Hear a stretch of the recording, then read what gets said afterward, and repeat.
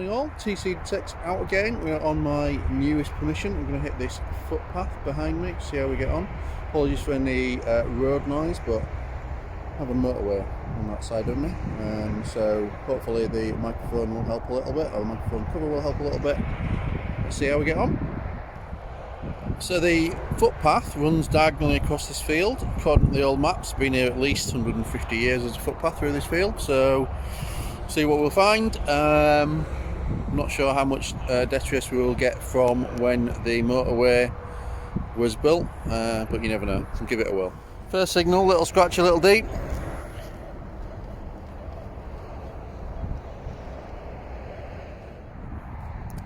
And the first signal is a 1 penny piece. Get a better view of the footpath here as it winds its way through the field, a bit like my footpath on the hammered field that I can't get to at the minute because it's not local, but the footpath, it just wanders through the middle of the field, so it'll get re-established every year. So the footpath itself has probably fluctuated backwards and forwards, so over the coming hunts on this particular permission I'll be going crisscrossing the footpath to see if I can find potentially where it's been in the past as well as now. Very clear signal down here.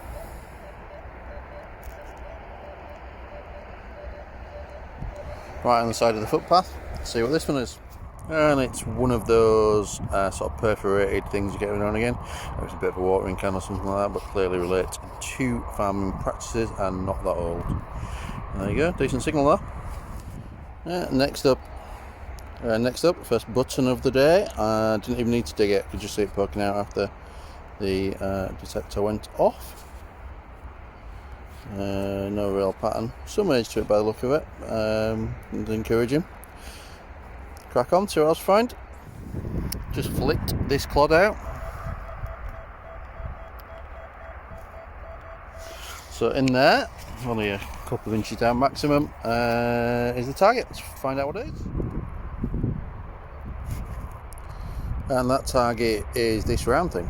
Looks milled or a button, so I'm going to clean it up a little bit, see what it is. It's little though, so soon find out.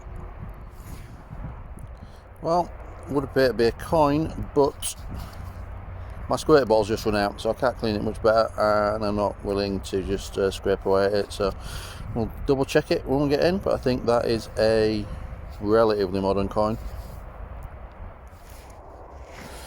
So next signal's down here. Bit scratchy, so this could be interesting. Let's see what it is. And this one was sticking out of the ground. A move tube. Haven't had one in ages. I feel vaguely fond towards it. And just flick this one out, and I think you can see it there on the edge. It's about 6 inches down. It's the bottom of the plug, and I'm going to say it's a hemweight. So there you go. Not be bad, but yep, definitely a hemweight. Another interesting surface found, just scooting along the side of the footpath. This is like a very big, thick piece of glass. You see at some point it's had this sort of star-shaped pattern on it or something. I don't think it's a bottle because it feels too thick, maybe a vase.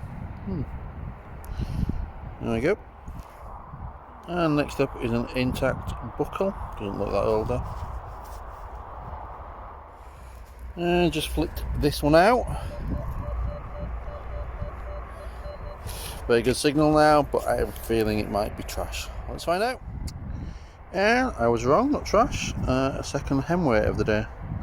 Now, all we need to do is find out where they had their coin and purse spills and where they lost all their thimbles.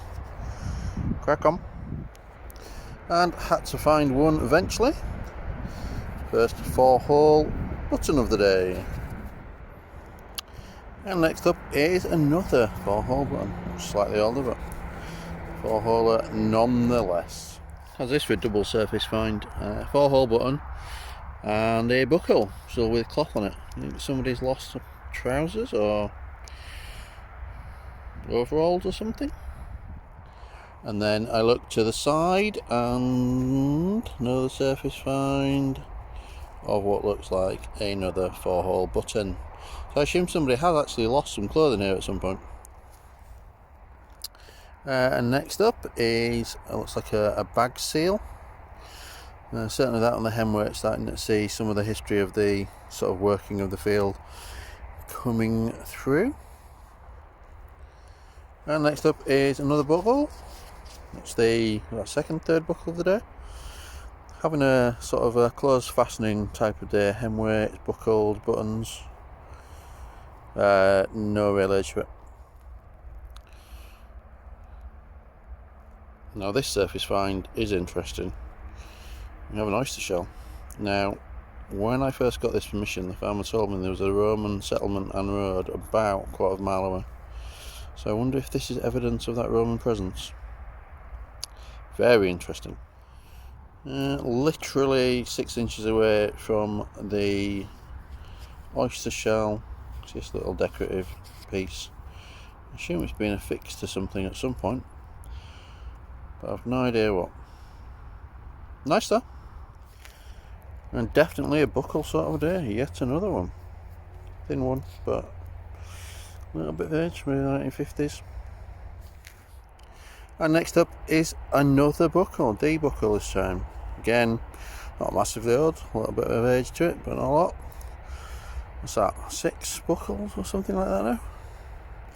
This can be the buckle field. Heading off now back to the car, and we found a barrel tap key, maybe. There you go. And the week 3 giveaway is this rather fetching Rutus duffel bag with diary and pen and lanyard and bottle opener. And the lucky winner is, drum roll please. Okay, on with the draw. So let's put the URL in and find out how many entries we have. And tonight we have 12 entries. Let's see who's on for winning the duffel bag. And there we have, it's Rick Earl. Rick, I will get hold of you and sort that out. And the prize for the next giveaway is this rather fetching a Rutus cap, the tcDetects diary, a Rutus pen, Rutus lanyard, and Rutus bottle opener stroke torch combo. Just leave a comment and you'll be entered for free. Get on it.